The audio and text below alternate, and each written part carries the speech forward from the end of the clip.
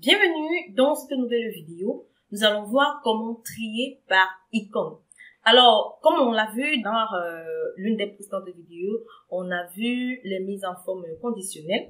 Donc, avant de commencer, je vais d'abord décrire cette feuille de calcul que j'ai appelée tri par icône.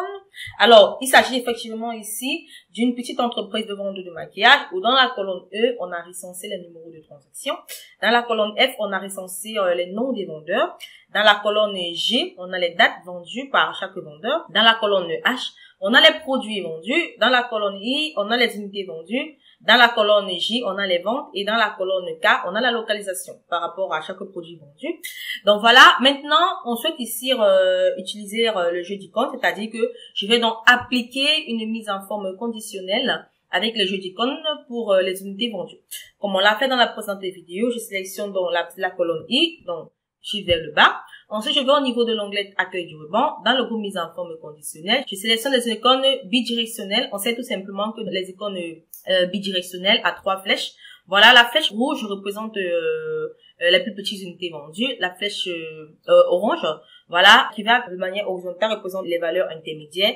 Et la flèche vers le haut représente donc les valeurs les plus élevées. Donc, je peux donc appliquer, comme vous pouvez le constater, dans ma base de données, c'est tout simplement ces différents icônes qui sont représentés de manière aléatoire, voilà, ou qui sont mélangées. Maintenant, je peux donc trier par icône. Donc, pour cela, je sélectionne donc toute ma plage de données. CTRL plus Maj, autant pour moi. Ensuite, la flèche vers la droite. Et CTRL plus Maj, la flèche vers le bas. Je sélectionne tout l'ensemble de données. Ensuite, je vais au niveau de l'onglet données du ruban. Dans le groupe filier et filtre, je sélectionne donc tri. Dans la boîte de dialogue tri, je vais donc trier les colonnes par unité. Voilà. Je sélectionne donc unité. Et ici, je sélectionne tri des valeurs sur le jeu d'icônes. Alors, je sélectionne l'icône le plus haut, c'est-à-dire que celui qui a les valeurs les plus élevées. Ensuite, je clique sur ajouter. Je trie les colonnes par unité encore également. Ensuite, je sélectionne donc le icône ici, icône de cellule, les valeurs intermédiaires, bel et bien. Ensuite, je trie donc les colonnes par unité. Ici, icône de cellule. Et ensuite, la flèche qui plaît vers le bas rouge. Ensuite, je clique sur OK.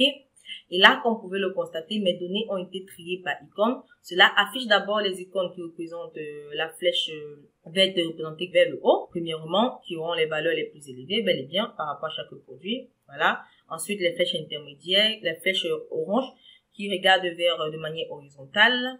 Et enfin, les flèches rouges qui regardent vers le bas, qui ont les plus petites valeurs par rapport à chaque produit, effectivement. Donc voilà, en quelque sorte, comment trier aussi par icône.